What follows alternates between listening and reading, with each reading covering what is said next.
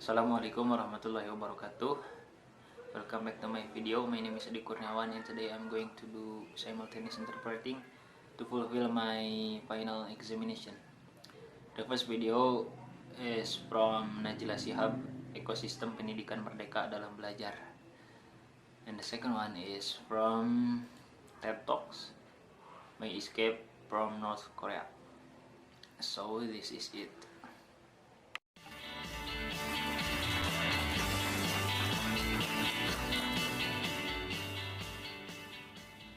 Kalau kita bicara tentang rasa ingin tahu, kita bicara tentang keinginan untuk belajar, keinginan untuk bertanya, saya itu juga seringkali bilang bahwa saya tuh sebetulnya korban pendidikan Indonesia. Kenapa? Karena kalau kita bicara pendidikan, yang sebetulnya terjadi di banyak sekolah atau di banyak rumah adalah proses belajar yang sebetulnya tidak terjadi pada anak-anak kita.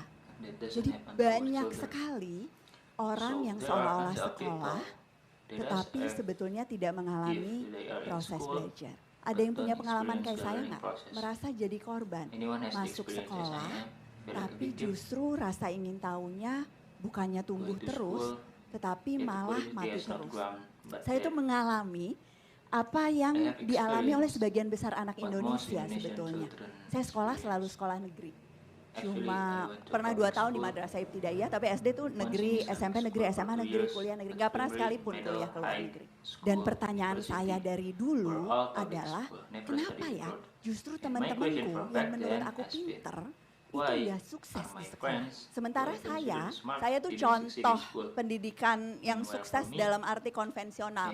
Nilai ujiannya tinggi, diterima perguruan tinggi negeri tanpa tes dan sebagainya. Tapi saya tuh gak pernah bahagia di sekolah. Karena banyak sekali pertanyaan, banyak sekali proses belajar yang sebetulnya terjadinya justru di luar kelas.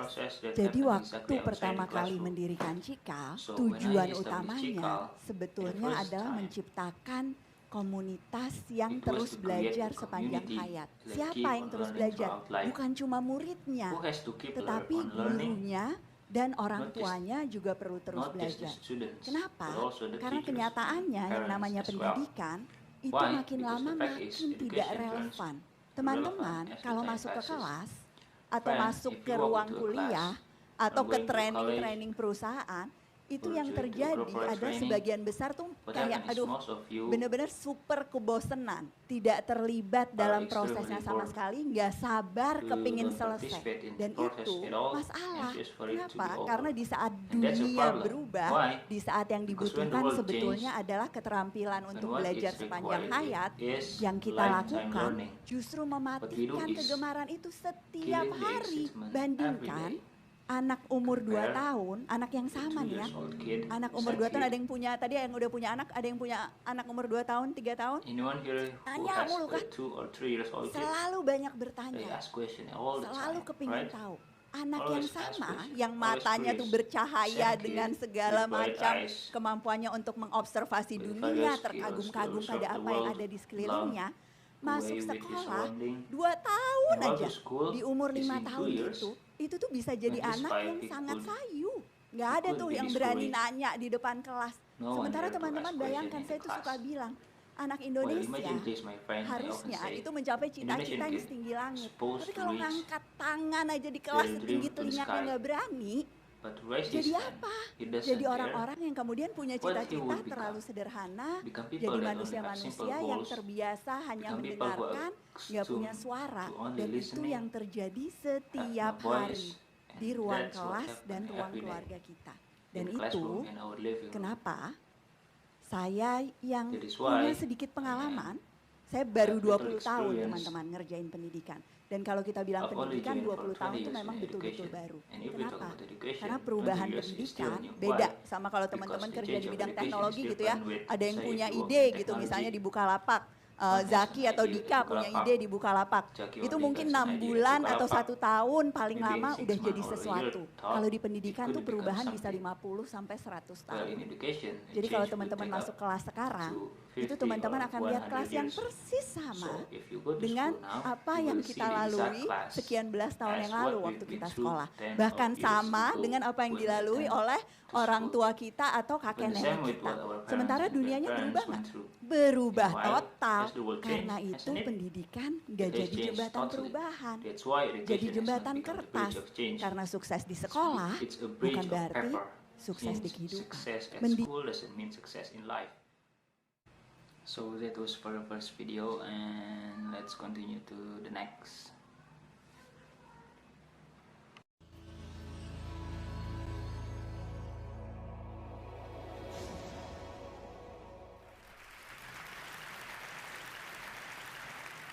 When I was young, I thought my country was the best on the planet. And I grew up singing a song called Nothing to Envy. And I was very proud. In school, we spent a lot of time studying the history of Kim Il-sung, but we never learned much about the outside world. Except that America, South Korea, Japan are the enemies. Although I often wondered about the outside world, I thought I would spend the entire my life in North Korea until everything suddenly changed. When I was 7 years old, I saw my first public execution, but I thought my life in North Korea was normal.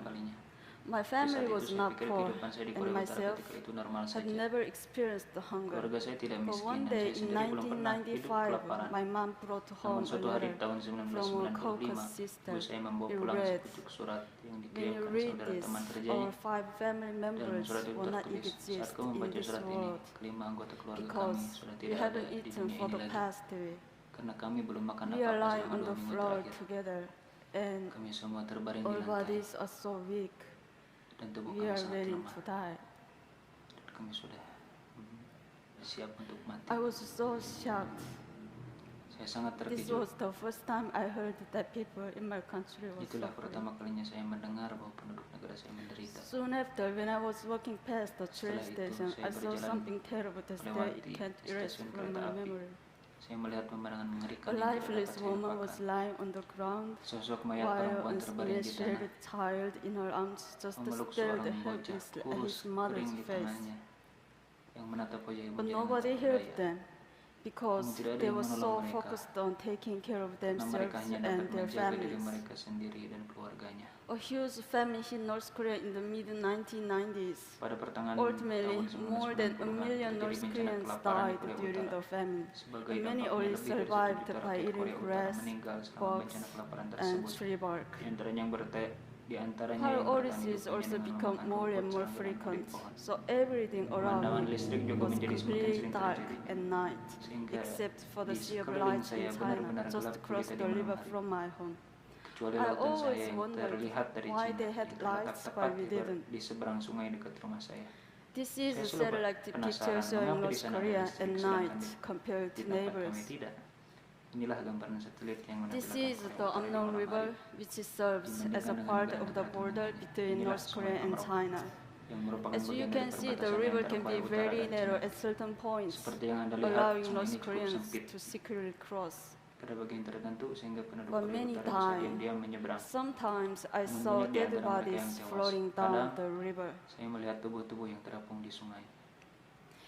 I can't reveal many details how I Saya tidak left dapat North menjelaskan Korea, dengan rinci but I only bagaimana can saya say meninggalkan Korea Utara. that during dark years of the famine, Saya I hanya was dapat mengatakan sent bahwa to dalam China tahun-tahun to live kelaparan with itu, distant saya dikirim ke relatives. Cina But I untuk only tinggal thought bersama saudara jauh saya. that I would be separated Namun from saat my itu saya family for pikir a short saya hanya time. akan terpisah I dari could keluarga have saya never untuk sementara imagined waktu that saja. it would take Saya tidak 14 pernah years to membayangkan live together. bahwa akan memerlukan waktu 14 In tahun China, untuk it bisa was berkumpul hard lagi. living as a young Di girl Cina, without my family. kehidupan saya sebagai I seorang had no perempuan dulu sangat ideas sulit what life tanpa was adanya going to keluarga. be like as North Korean refugees. But I soon learned it's not Saya only tidak tahu extremely seperti difficult, apa it's kehidupan also saya very sebagai seorang dangerous. pengungsi Korea. Since Namun saya North segera Korean tahu refugees are considered tidak in hanya sangat China sulit, namun juga sangat berbahaya. as illegal Karena migrants. pengungsi Korea Utara di Cina dianggap So I was sebagai living imigran in a gelap. constant fear that Jadi my saya terus identity hidup could be dalam revealed ketakutan. and I'd be Kalau-kalau repatriated to a horrible identitas saya fate back in terbongkar. North Korea. One day, my worst nightmare came true when I was caught by the Chinese police and brought to the police station for interrogation. Someone had accused me of being North Korean, so they tested my Chinese language abilities and asked me tons of questions. I was so scared. I thought my heart was going to explode. If anything seemed unnatural, I could be imprisoned and repatriated. I thought my life was over. But I managed to control all the emotions inside me and answer the questions. After they finished questioning me, one officer said to another, "This was a false report. She's not North Korean." And they let me go. It was a miracle. Dan mereka melepaskan saya. Benar-benar suatu mukjizat, keajaiban.